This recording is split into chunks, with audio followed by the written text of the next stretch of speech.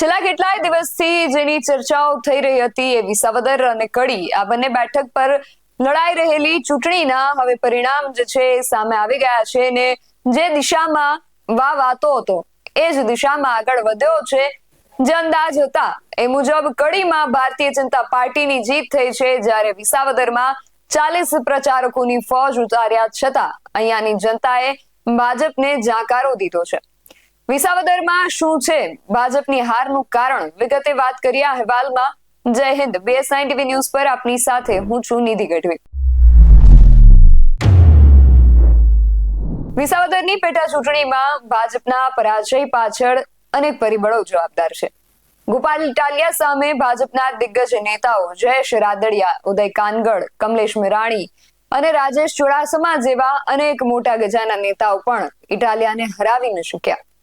પ્રચારમાં મુખ્યમંત્રી અને રાજ્ય કક્ષાના અનેક મંત્રીઓ આવ્યા છતાં વિસાવદરની જનતાએ ગોપાલ ઇટાલિયાને જીતાડ્યા અને કિરીટ પટેલને કારમો પરાજય આપ્યો છે। વિસાવદરમાં લોકોએ કેમ આમ આદમી પાર્ટીને જીતાડી તેવી અનેક ચર્ચાઓ જે છે એ શરૂ થઈ ગઈ છે। આ બેઠક પર ભાજપને મોટું નુકસાન ભોગવવાનો વારો આવ્યો છે। ભાજપની આ બેઠક પર આ હાર પાછળના અમુક કારણો વિશે આજે આપણે વાત કરીએ તો કિરીટ પટેલ જે છે એના પર કૌભાંડના આક્ષેપો જે હતા એના કારણે જનતામાં જે આક્રોશ હતો એ એક ક્યાંક મુખ્ય કારણભૂત તત્વ જે છે એ લાગી રહ્યું છે। ભાજપના નેતા કિરીટ પટેલ પર થયેલા કૌભાંડના આક્ષેપોએ જનતામાં ભારે રોષ જગાવ્યો હતો। આક્ષેપોએ ભાજપની છબીને મોટો ફટકો માર્યો અને લોકોમાં પક્ષ પ્રત્યે અસંતોષ વધ્યો। કિરીટ પટેલ સામેનો આક્રોશ ફક્ત તેમના પૂરતો સીમિત ન રહેતા તેની સમગ્ર અસર ભાજપ પર પણ જોવા મળી। અને એ સિવાય જે ખેડૂતો છે, વિસાવદરની જે બેઠક છે એમાં જે મોટા ભાગની જનતા છે એ ખેડૂત વર્ગ છે અને ખેડૂતો જે છે એમાં આ વ્યક્તિ માટે અસંતોષ ભારે જોવા મળી રહ્યો હતો। ભાજપ સરકાર સામે ખેડૂતોમાં વ્યાપક અસંતોષ જોવા મળ્યો હતો।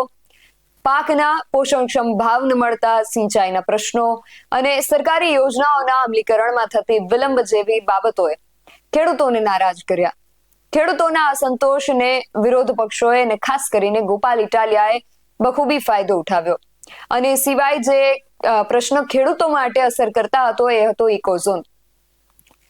ખેડૂતો ઇકોઝોનને ન હતા સ્વીકારી રહ્યા અને ગોપાલ ઇટાલિયા સહિત આમ આદમી પાર્ટીના જે નેતાઓ છે, પ્રવીણ રામ ને બધા, એ લોકોએ આનો ખેડૂતો સાથે મળીને આ બાબતનો વિરોધ નોંધાવ્યો અને એના કારણે પણ આ ઇકોઝોનનો જે મુદ્દો હતો એના કારણે પણ જે ત્યાંના ખેડૂતો છે, સ્થાનિકો છે, એમને ભારતીય જનતા પાર્ટી માટે અસંતોષ વર્તાયો। અને એ સિવાય જો કારણો વિશે આપણે વાત કરીએ તો આ જે બેઠક હતી ત્યાં અટકાયેલો વિકાસ અને લોકોની જે અપેક્ષાઓ છે એ પણ ભારતીય જનતા પાર્ટી માટે હારનું કારણ બની છે એવી શક્યતા અહીંયા દર્શાઈ રહી છે। આ પ્રદેશમાં અટકેલા વિકાસના કાર્યો પણ ભાજપની હારનું એક મુખ્ય કારણ બન્યા। લોકોની વિકાસની અપેક્ષાઓ પૂરી ન થતા સ્થાનિક સ્તરે નારાજગી વધી હતી। રસ્તા, પાણી, આરોગ્ય અને શિક્ષણ જેવી પાયાની સુવિધાઓમાં સુધારો ન થતા લોકોમાં ભાજપ પ્રત્યેનો જે ભરોસો હતો એ ઘટી ગયો હતો અને અમુક જે એમના નેતાઓ હતા, ભારતીય જનતા પાર્ટીના જે નેતાઓ છે, એમની નારાજગી પણ ભારતીય જનતા પાર્ટીને ભારે પડી છે।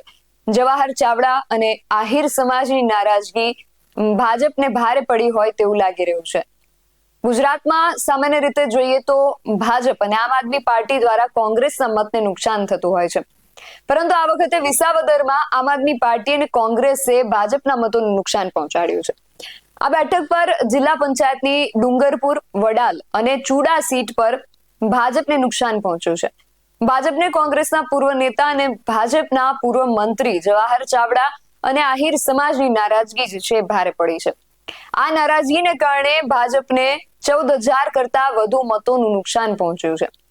વિસાવદર બેઠક પર આમ આદમી પાર્ટીના ગોપાલ ઇટાલિયાનો 17,581 મતોથી વિજય થયો છે।